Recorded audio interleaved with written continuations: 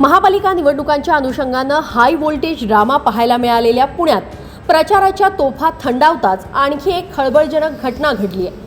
उपमुख्यमंत्री अजित पवार यांचे राजकीय सल्लागार नरेश अरोरा यांच्याशी संबंधित डिझाइन बॉक्स या संस्थेच्या पुणे कार्यालयामध्ये पुणे पोलिसांच्या गुन्हे शाखेचं पथक दाखल झालं। त्यामुळे अर्थात सर्वांच्याच भुवया उंचावल्या गेल्या। पुणे महापालिका निवडणुकीसाठी मंगळवारी निवडणुकांचा प्रचार संपला आणि त्याच दिवशी पोलिसांचं पथक डिझाइन बॉक्सच्या कार्यालयात जाणं हे टायमिंग सर्वांसाठीच आश्चर्याचा धक्का देणार आहे। महापालिका निवडणुकांच्या काळामध्ये पुण्यात आणि पिंपरी चिंचवडमध्ये आपल्याला हाय व्होल्टेज ड्रामा पाहायला मिळाला।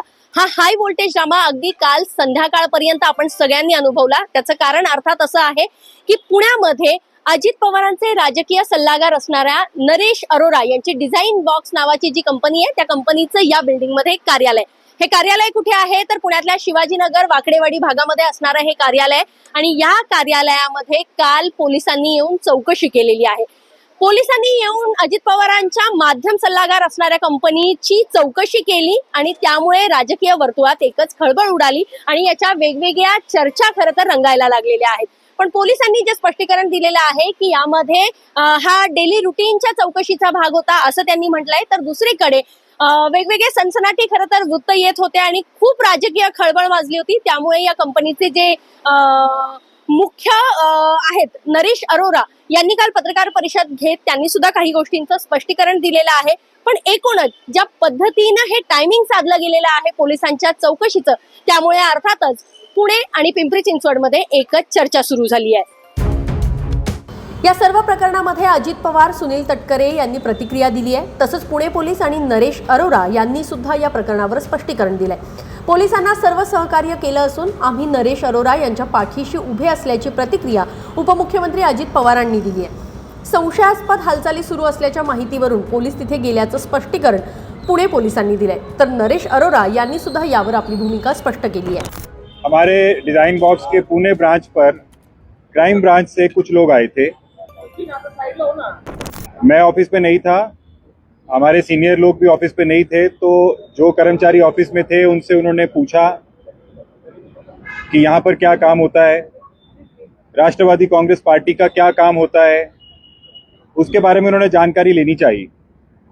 हमारे कर्मचारियों ने के पास जिनकी जितनी जानकारी थी उन्होंने उतनी जानकारी उनको दी और उसके बाद उन्होंने कुछ दस्तावेज मांगे, कुछ दस्तावेज दिखाने की बात की, कुछ नंबर मांगने की बात की।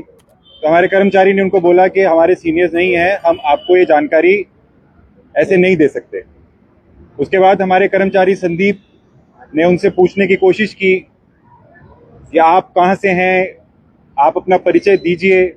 उस पर उन्होंने अपने आप को क्राइम ब्रांच से बताया, अपना नाम भी उन्होंने बताया। उसके बाद उन्होंने हमारे सीईओ, हमारे सीनियर मैनेजर अमन सर का नंबर और नाम पूछा। जब हमारे कर्मचारी ने बोला कि हम आपकी बात करवाते हैं तो उन्होंने बात करने से मना कर दिया।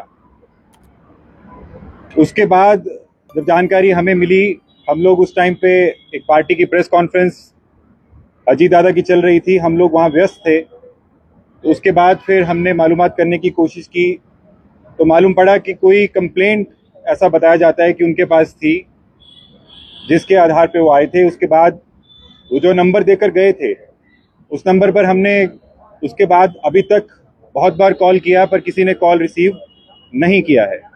पार्टी की तरफ से भी उच्च अधिकारियों से बात हुई है और उसमें अभी तक कोई बात सामने नहीं आई। हमारी संस्था ने उनके साथ जो कोऑपरेशन की जरूरत थी, जो उन्होंने मांगी, हमने दी। या संपूर्ण प्रकरणावर उपमुख्यमंत्री अजित पवार काय म्हणाले पहा। राष्ट्रवादी काँग्रेस पक्षासाठी कार्यरत असलेले नरेश अरोरा आणि त्यांची संस्था डिझाइन बॉक्स यांच्या पुणे कार्यालयामध्ये मंगळवारी गुन्हे शाखेचे काही अधिकारी माहिती घेण्याच्या उद्देशाने उपस्थित झाले होते। संबंधित अधिकाऱ्यांनी केलेल्या प्रक्रियेदरम्यान आवश्यक ती माहिती देण्यात आली आहे आणि संपूर्ण सहकार्य करण्यात आले। या प्रक्रियेमध्ये कोणतीही आक्षेपार्ह बाब किंवा कोणतीही अनियमितता आढळून आलेली नाही। राष्ट्रवादी काँग्रेस पक्ष हे स्पष्ट करू इच्छितो की या संपूर्ण विषयात पक्ष हा नरेश अरोरा आणि त्यांची संस्था डिझाइन बॉक्स यांच्या पाठीशी ठामपणे उभा आहे। राष्ट्रवादी काँग्रेस पक्ष कायद्याचा सन्मान करतो आणि सर्व वैधानिक प्रक्रियांना सहकार्य करण्यावर विश्वास ठेवतो। या प्रकरणातही संबंधित यंत्रणांना आवश्यक ते संपूर्ण सहकार्य करण्यात आलंय आणि या विषयावर कोणताही संभ्रम, अफवा किंवा अनावश्यक नरेटिव्ह पसरवू नये असं आम्ही आवर्जून सांगू इच्छितो। तथ्यांच्या आधारेच कोणताही निष्कर्ष काढावा हीच आमची भूमिका आहे। या संपूर्ण विषयावर राष्ट्रवादी काँग्रेस पक्ष संयम, जबाबदारी आणि स्पष्टतेसह आपली भूमिका मांडत आहे। दरम्यान या संपूर्ण प्रकरणावर आता पुणे पोलिसांनीही स्पष्टीकरण दिलंय। पुणे आयुक्तालयाच्या हद्दीतील एका ठिकाणी संशयास्पद हालचाली सुरू असल्याची माहिती मिळाली होती आणि त्याची पडताळणी करण्यासाठी एक अधिकारी आणि 2 पोलिसांचं पथक तातडीनं घटनास्थळी पोहोचलं। या ठिकाणी संशयास्पद काहीही आढळलेलं नाही। त्यानंतर ते पथक निघून गेले असं स्पष्टीकरण खरं तर पुणे पोलिसांनी दिलंय। मात्र असं असलं तरी सुद्धा ज्या पद्धतीनं अजित पवारांनी भाजपवर जोरदार गंभीर आरोप केले, पुणे आणि पिंपरी चिंचवड महापालिकेमध्ये कशा पद्धतीनं भ्रष्टाचार झाला हे त्यांनी सांगितलं, त्या अनुषंगानं प्रचार थंडावताच ही कारवाई झाल्यानं त्याचं टायमिंग जे साधलं गेलंय त्यामुळे अर्थातच राजकीय वर्तुळात याची जोरदार चर्चा होते। पुण्याहून अश्विनी जाधव केदारी, लोकमत व्हिडिओ।